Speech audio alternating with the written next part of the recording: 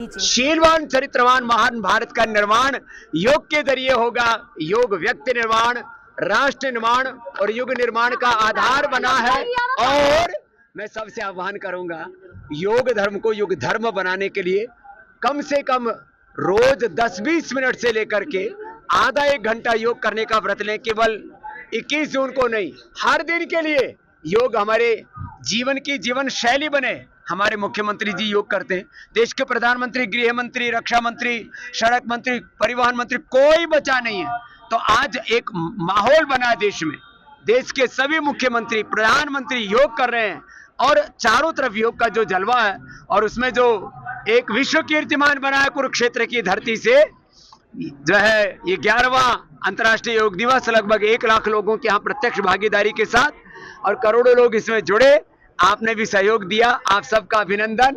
और ऐसे ही योग कर्मयोग के मार्ग पर और योग नीति मूलक राजनीति, योग नीति मूलक शिक्षा नीति के मार्ग पर जब ये देश आगे बढ़ेगा तो अपनी प्राचीन ऋषियों की विरासत को लेकर के हम ऋषि ऋषिकाओं के वंशधर हैं।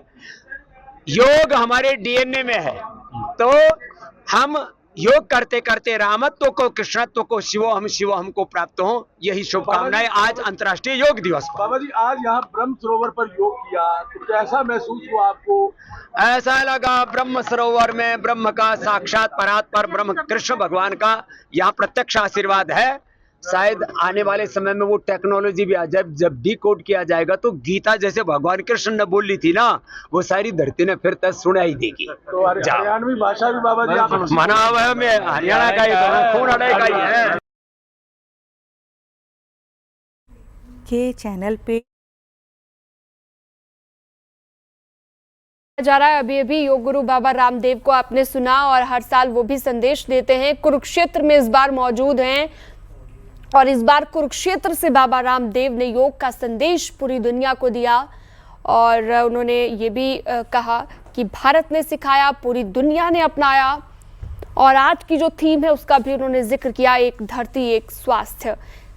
11वां योग दिवस आज, स्वस्थ सेहत का संदेश हर कार्यक्रम से दिया जा रहा है और देश भर में अलग अलग जगहों पर ये कार्यक्रम रखे गए हैं।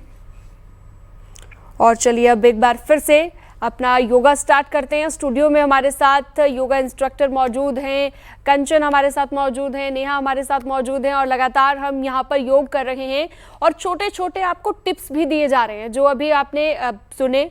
यहाँ पर हमें कंचन ने भी बताया स्ट्रेस कैसे रिलीज करना है। छोटे छोटे टिप्स हैं जिन्हें अगर आप अपनी लाइफ में फॉलो कर लेंगे, अपने लाइफस्टाइल में अगर उसका अपने लाइफस्टाइल का हिस्सा उसे बना लेंगे तो फिर आपके लिए ये बेहतर हो जाएगा। चलिए अब प्राणायाम करने वाले थे। मैं एक चीज़ बोलूँगी, अभी मैंने आपको स्टार्टिंग में ही जब हमारा सेशन स्टार्ट हुआ था मैंने आपको अनुलोम विलोम कराया था, आपको याद होगा। अनुलोम विलोम बहुत ही अच्छा साधन है हमारे स्ट्रेस को रिलीज करने के लिए। साथ ही साथ माइंड को अगर और भी काम करना है तो अपने दोनों थंब से अपने कान को बंद करिए, कान के होल को बंद करिए, कोई भी आवाज़ आपको ना आए। अपनी आँखों को क्लोज करिए, ठीक है, और अपने पूरी फिंगर्स को अपने फेस पर ऐसे रखेंगे, अपनी आँखों को बंद, अपने यहाँ पर लिप्स के पास, अपने चिन के पास, जैसे आपको कंफर्टेबल हो। इनहेल करिए, इनहेल। अब जब हम एक्सहेलेशन करेंगे तो जैसे भौरे की तरह भिन भिन करके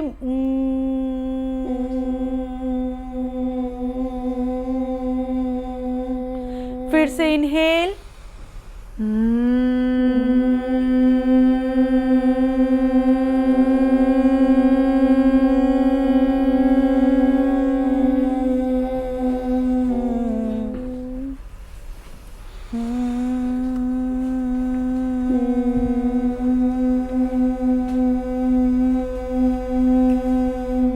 एक बार और इनहेलेशन,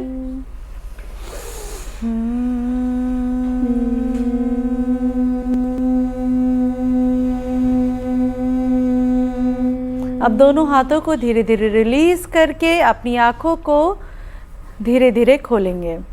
आप अगर देखें तो धीरे धीरे माइंड आपका काम होगा। और कोई भी जब ये हम भस्त्रिका प्राणायाम बोलते हैं इसे, और भ्रामरी हाँ, भ्रामरी प्राणायाम, भ्रामरी सॉरी भस्त्रिका आपका ये होता है जी। हाँ। भ्रामरी प्राणायाम जब हम कर रहे हैं यहाँ पे, तो भ्रामरी प्राणायाम में हमने क्षणमुखी मुद्रा का यूज किया है।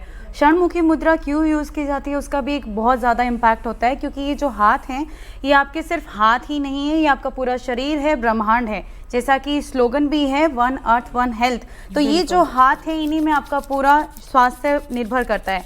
ये पांचों उंगलियां पंच तत्व को रिप्रेजेंट करती है और ये जो बिंदु आपने रखे हैं ये हमारे मर्म बिंदु हैं, जिनको हम स्टिमुलेट करते हैं। जब ये भ्रामरी प्राणायाम आप कर रहे हैं उस वक्त जो आपकी पोजिशनिंग है वो आपकी इंडेक्स फिंगर आपके आई लिड पे रहनी चाहिए, आपकी मिडिल फिंगर आपके lower part of the nose पे जिसको फणा कहा जाता है, आपकी रिंग फिंगर आपके अपर लिप पे और आपकी लिटिल फिंगर आपके लोअर लिप पे। स्ट्रेस मैनेजमेंट में सबसे प्रभावी प्राणायाम इसी को माना जाता है। अंगूठे से अपने कानों को बंद किया है हमने। इस तरीके से जब आप इस पोस्चर में रहते हैं, इनहेल करते वक्त आप अपने शरीर को एक वाइब्रेशन के साथ, एक्सेल करते हुए हमिंग बी साउंड के साथ। उसके अलावा मैं कहना चाहूँगी कि ये भ्रामरी प्राणायाम तो इंस्टेंट रिलीज देता है, क्योंकि जो साउंड क्रिएट करता है वाइब्रेशन वो बॉडी को रिलैक्सेशन में लेके जाता है। उसके अलावा ब्रीदिंग बहुत अच्छा टूल है। जब भी आप तनाव में होते हैं आप ये नहीं देखेंगे कि आपको पोस्चर में आना है, मुद्रा बनानी है, ऐसा नहीं होता। उस वक्त आप क्या कर सकते हैं जो बिल्कुल सहज हो, तो उसके लिए आप अपने श्वास को गहरा कर दीजिए।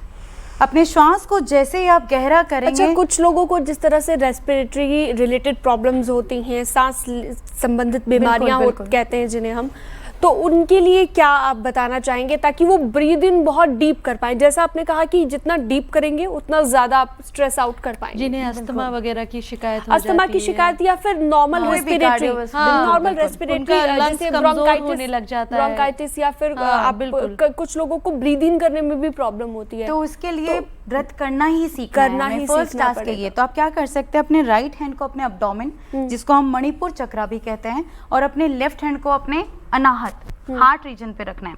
अब आपको इस प्रैक्टिस को करना है रेगुलर अवेयरनेस के साथ में कि जब आप इनहेल करना है तो आपको इतना प्रेशर देना है कि आपका पूरा हाथ और पेट फूले। जब आप एक्सेल कर रहे हैं तो उसको पूरा अंदर पिचकाना है, सेम मूवमेंट करना है।